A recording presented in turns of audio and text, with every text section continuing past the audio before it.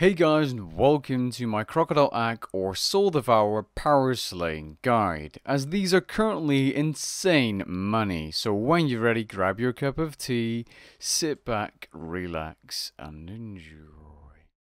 Crocodile Akhs are high-level Slayer creatures in the Sophonem Slayer dungeon, requiring level 111 Slayer.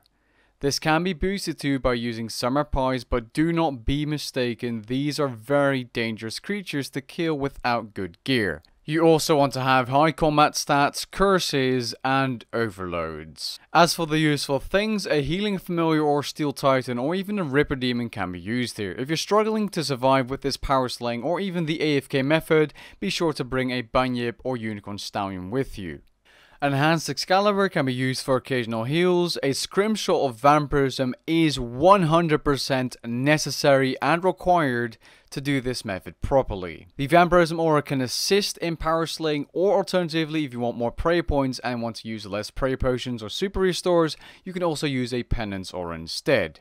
Combination overloads are of course again useful, and for Slayer you definitely want to be using those holy overloads. The Charming Imp for your charms, Vital Spark drop enhancers which can be bought from the Elite Dungeon reward shop, can be used to get an additional Vital Spark per Vital Spark drop, and the Enhanced Devoted Armor perk is incredibly useful here, and I'll mention it later on at the gear setup as well. Now the Crocodile Akh has 15,000 life points, is level 115 combat, and gives 840 combat experience per kill.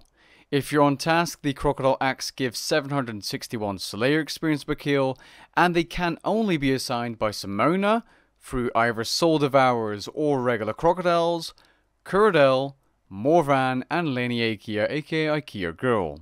And one thing that is definitely worth mentioning is they can be poisoned, so Cinderbanes are the best in slot gloves here. As for the drops, these crocodiles can make you a huge amount of money because their drops are consistent GP. The main money you make are from the Keys of the Crossing on task, which you can also get off task but they're just rare, Vital Sparks, and the regular base drops which auto collect in your chest if you've toggled it to do so. The profit per hour here can be insanely high, and if you're AFKing it's going to be somewhere around 8 to 9 mil GP per hour, and if you're power slaying these it can be over 12 million GP per hour. Now as for the gear setup, if you want to power slay these and properly AFK them, you need to have something like Torva, Masterwork, or Trim Masterwork, or it won't go very well and the crocodiles will shred you. You want to be using a Scrimshot Vampirism at all times and your best melee armor. A Noxious Scythe is highly recommended over anything else. If you can't afford a scythe but you do have high tier armor for whatever reason, use a Dragon Rider Lance. Cinderbanes are the best in slot gloves here, and a Ring of Death is again highly recommended because you will end up dying. I have died here a lot. If your prey drops and you don't pay attention for a few seconds, you're done. As for your inventory setup, food, super restores, Sourdough Brews for tick eating, aggression potions, holy overloads, enhanced Excalibur, Sophonem Slayer dungeon teleports to get there, Vital Spark drop enhancers. You also require Feathers of Mart, 1 per kill inside the dungeon, and you can buy these from the NPC outside. And I highly recommend you have the Enhanced Devoted perk because this will save your life so much and make it easier for you to survive here. And the Ruthless perk does increase your damage here a lot, and so does the Genocidal perk, so if you have these on your Noxious Scythe, that's going to be even better.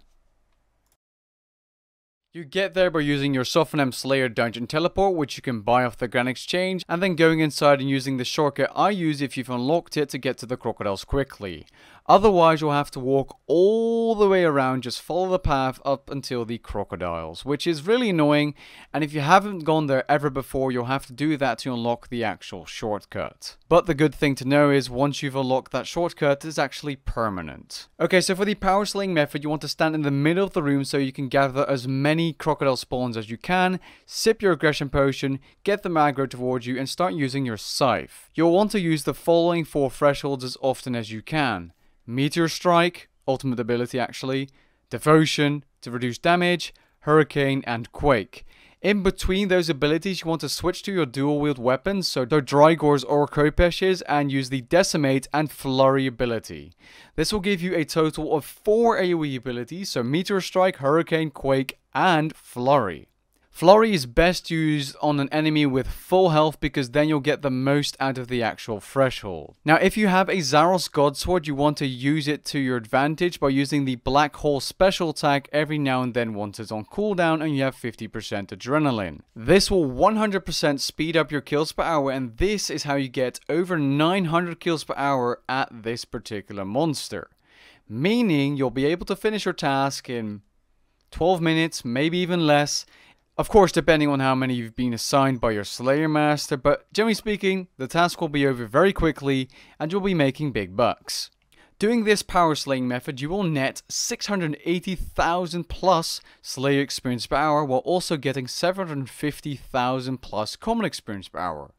You will also get upwards of 12 million GP per hour depending on your luck with the keys of the crossing. And it of course also depends on the prices of the various items these monsters give you once you're actually watching this video, because they do change over time. Now, for those of you that want to AFK these crocodile boys, the only safe way to really do it without getting killed once you're fully AFKing is standing next to the cleansing area, maybe one tile forward from where I'm standing, to aggro a couple of these crocodiles, but not too many, because if too many pile you and the corruption is high and you're not paying attention, you will get killed. It's happened to me on stream, off stream.